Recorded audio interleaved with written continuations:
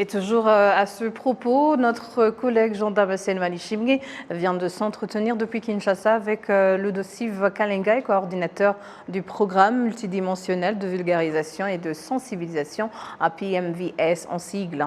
Ce dernier réaffirme que si le problème des réfugiés congolais n'est pas résolu, la RDC ne connaîtra jamais la paix et la stabilité. Suivez.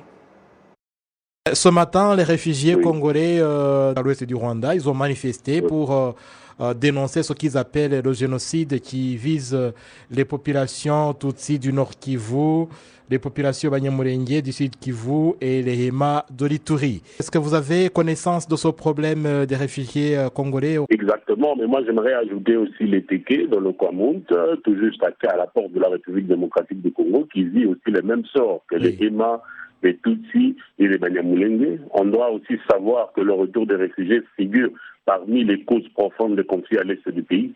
Parce que la plupart des Congolais instrumentalisés par plusieurs politiques font comprendre que les problèmes ont commencé depuis 1996 et 1997 lors de la libération de la République démocratique du Congo, mais au contraire, ce problème tire ses origines depuis très longtemps. Il y a eu un accord tripartite entre la RDC, le Rwanda et l'HCR pour le retour des réfugiés. Et vous allez savoir aussi parmi les revendications déjà de l'AFL, du FCD, du CNDP, du M23 aujourd'hui, quand ils ont créé Défection en 2012, c'était parce que l'accord du 23 mars n'avait pas été respecté, notamment le retour des réfugiés, la cessation de la discrimination, de messages de haine en l'encontre de nos frères congolais des Tutsis, qui sont considérés aujourd'hui comme des étrangers, et pourtant ils sont congolais de souche. Nous en avons fait appel au gouvernement congolais depuis plusieurs mois aujourd'hui. Nous avons écrit des correspondances à la présidence de la République, à l'Assemblée nationale, au gouvernement congolais, pour qu'on règle le problème des réfugiés à l'est du pays. Je me rappelle que le ministre de la Communication, porte-parole du gouvernement, l'a dit aussi l'année passée, ici je me rappelle très bien, c'était au mois de février 2023, il a parlé de retour de réfugiés, mais aujourd'hui personne n'en parle. On fait voir simplement que la guerre à l'est a comme objectif principal les richesses de la République démocratique du Congo, et pourtant on se trompe. Ce n'est qu'une stratégie de manipulation, et pourtant le retour des réfugiés figure parmi les causes profondes des conflits. Nous nous disons que tant que les réfugiés se trouvent toujours au Rwanda, en Ouganda et partout dans le monde, ce problème ne sera jamais résolu. Il faudrait traiter les causes profondes du conflit dans la cessation de la discrimination, dans le retour des réfugiés, car c'est leur terre, ils méritent revenir et vivre en paix. Si je vous comprends bien, la stabilité de la RDC passe nécessairement par la solution définitive à ce problème des réfugiés congolais. Mais exactement, parce que tant qu'ils sont à l'étranger, leurs enfants, lorsqu'ils sont dans des tentes, lorsqu'ils sont réfugiés, lorsqu'ils vivent des conditions inhumaines, parce que les HCR ne disposent plus assez de moyens. Je me rappelle qu'au niveau du Rwanda, il y a déjà plus de 25 000 réfugiés qui sont là. Et moi, je me dis que si on ne résout pas ce problème, même si aujourd'hui on éradique tous les membres du M23, pendant qu'il y a des réfugiés congolais au niveau du Rwanda, il y aura toujours un groupe d'individus qui vont se battre pour leur retour.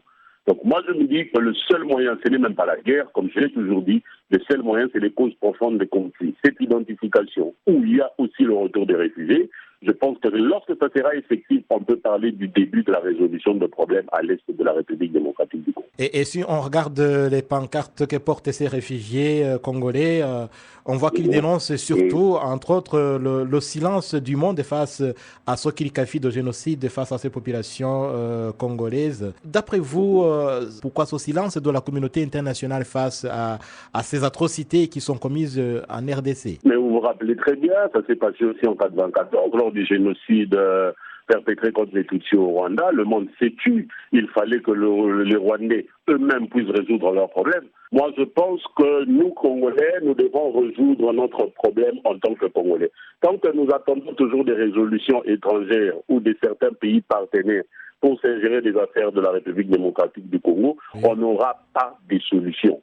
Nous avons adressé des correspondances au Parlement européen, la communauté internationale, l'Union européenne, à tous les niveaux. Nous dénonçons à travers les médias nationaux et internationaux, mais rien ne se fait. Ce qui signifie que nous devons résoudre ce problème en tant que Congolais. C'est pour ça que je l'ai dit, que ce problème est un problème congolais qui doit avoir des solutions congolaises.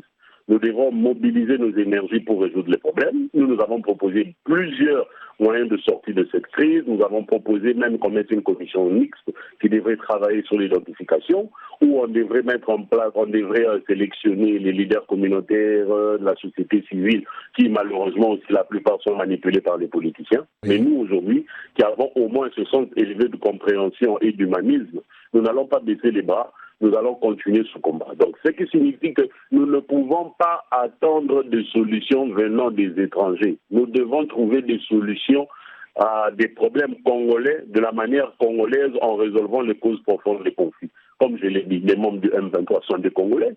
Nous devons les approcher. Le gouvernement congolais devrait utiliser de cette humilité pour parler avec nos frères congolais. Si nous n'arrivons pas à résoudre les problèmes avec nos propres frères congolais, comment est-ce que nous pouvons prétendre avoir le soutien des étrangers pour venir résoudre les problèmes que nous n'arrivons pas? Et justement, vous parlez de ces étrangers qui viennent en RDC. Et on voit également que ces réfugiés sont en train de dénoncer l'alliance de la RDC avec certaines forces comme les FDLR, comme les mercenaires qui viennent de peu partout. Et ils dénoncent également la collaboration avec les pays de la sous-région. Vous pensez que cette approche constitue une solution plutôt illusoire à ce problème? J'ai toujours dit qu'aucune puissance dans le monde ne peut battre un groupe d'hommes qui se bat pour leur survie. Nous allons dépenser des moyens, nous allons perdre des hommes, nous allons mettre même certains pays qui ne connaissent même pas l'histoire de la RDC venir se battre et ils vont perdre leurs hommes. Oui. Moi, je pense que cette solution est une solution pacifique qui doit se résoudre sur une même table. On doit baisser les armes, on doit essayer de résoudre ce problème. Rien que dans le dialogue, moi je me dis que si le gouvernement congolais prend la décision de résoudre ce problème d'une manière pacifique dans le dialogue, en moins de 2 jours, nous allons résoudre ce problème à l'est de la République démocratique du Congo et nous n'allons plus jamais parler de l'insécurité à l'est du pays.